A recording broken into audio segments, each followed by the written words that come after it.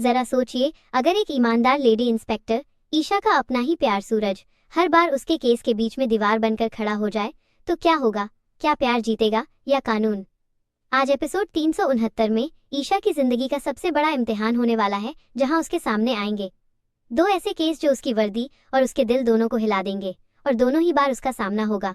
सूरज से कहानी शुरू होती है सुबह के ठीक 9 बजे। एक पति पत्नी रोते हुए थाने में आते हैं और कहते हैं, मैडम, हमारे 12 साल के बेटे का किडनैप हो गया है। ईशा तुरंत हरकत में आती है।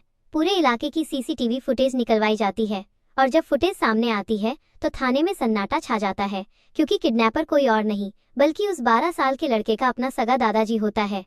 ईशा बिना देर किए दादाजी की लोकेशन ट्रेस करती है और वो लोकेशन निकलती है सूरज के घर की। ईशा पुलिस फोर्स के साथ सूरज के घर पहुंचती है और वहां का नजारा देखकर दंग रह जाती है। दरवाजे पर सूरज एक चट्टान की तरह खड़ा है और उसके पीछे उसी का वो 12 साल का पोता अपने दादाजी से लिपटा हुआ छुपा हुआ है। ईशा गुस्से में कहती है, सूरज हट जाओ सामने से, मुझे एक किडनैपर को गिरफ्तार करना है। लेकिन सूरज अपनी जगह से 1 इंच भी नहीं हिलता और कहता है, ईशा, ये कोई किडनैपर नहीं है, ये एक मजबूर दादा है। तुम बिना सच्चाई जाने किसी को मुजरिम नहीं बोल सकती। ईशा चिल्लाती है, सूरज, तुम हर बार मेरे हर एक केस के बीच में क्यों आ जाते हो? कानून से बड़ा कोई रिश्ता नहीं होता। सूरज बोलता है, और रिश्तों से बड़ा भी कोई कानून नहीं होता। ईशा, तुम सिर्फ फाइल देखती हो, मैं दर्द देखता हूँ। दोनों के बीच में बहस बहुत तेज हो जाती है। तभी पीछे खड़े दादाजी अपने चेहरे से नकाब हटाते हैं। उनकी आंखों में आंसू हैं और उनका 12 साल का पोता भी रो रहा है। दादाजी हाथ जोड़कर सच बताते हैं कि बेटा, मैंने किडनैप नहीं किया है, मैंने अपने पोते को बचाया है। मेरा बेटा और बहू इस 12 साल के बच्चे को मुझसे दूर बोर्डिंग स्कूल के नाम पर हमेशा के लिए विदेश भेजना चाहते हैं, ताकि मेरी सारी प्रॉपर्टी हड़प सके। मेरी पत्नी के मरने के बाद ये 12 साल का पोता ही मेरी जीने की वजह है। अगर ये चला गया तो मैं अकेला मर जाऊंगा।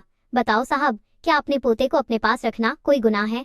ये सच्चाई सुनकर ईशा की आंखें शर्म से झुक जाती हैं और उसे एहसास होता है कि इस बार वो गलत थी और सूरज 100% सही था। ईशा दादाजी को गिरफ्तार नहीं करती, बल्कि उसके लालची बेटे और बहू को गिरफ्तार करके उस 12 साल के बच्चे को उसके दादाजी के साथ ही रहने देती है। पहला केस खत्म ही होता है कि ईशा दूसरा और सबसे खतरनाक केस लेकर सूरज के सामने आती है। ईशा एक लड़की को लेकर आती है जिसका नाम है अवनी। अवनी की मांग में सिंदूर है लेकिन आंखों में आंसू हैं। ईशा कहती है, सूरज, इस बेचारी को देखो, शादी वाले दिन ही कुछ गुंडों ने इसके पति को मंडप से उठाकर मार दिया। अब इस 22 साल की लड़की का इस दुनिया में कोई नहीं बचा।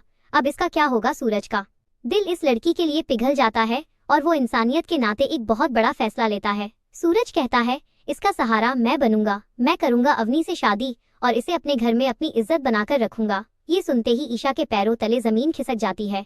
जो ईशा कभी पत्थर दिल बनकर रहती थी, आज फूट फूट कर रोने लगती है, क्योंकि वो सूरज से पागलों की तरह प्यार करती है और उसका प्यार किसी और से शादी की बात कर रहा है। लेकिन यहाँ पर सबसे बड़ा ट्विस्ट आता है, जो ईशा और सूरज दोनों नहीं जानते कि अवनी कोई बेचारी विधवा नहीं है, बल्कि वो उन्हीं खतरनाक गुंडों से मिली हुई है जो कई दिनों से सूरज को जान से मारने का प्लान बना रहे हैं। और अवनी को उन्होंने एक मोहरे की तरह इस्तेमाल किया है ताकि वो सूरज के घर में घुस सके और अकेला पाकर सूरज का काम तमाम कर सके। अब सबसे बड़ा सवाल ये है कि क्या ईशा के आंसू सूरज को इस मौत के जाल से बचा पाएंगे? क्या ईशा अवनी की इस गंदी साजिश को पकड़ पाएगी या सूरज की अच्छाई ही उसकी जान ले लेगी? इस खतरनाक साजिश का पर्दाफाश होगा अगले एपिसोड में, जो होगा सबसे बड़ा धमाका।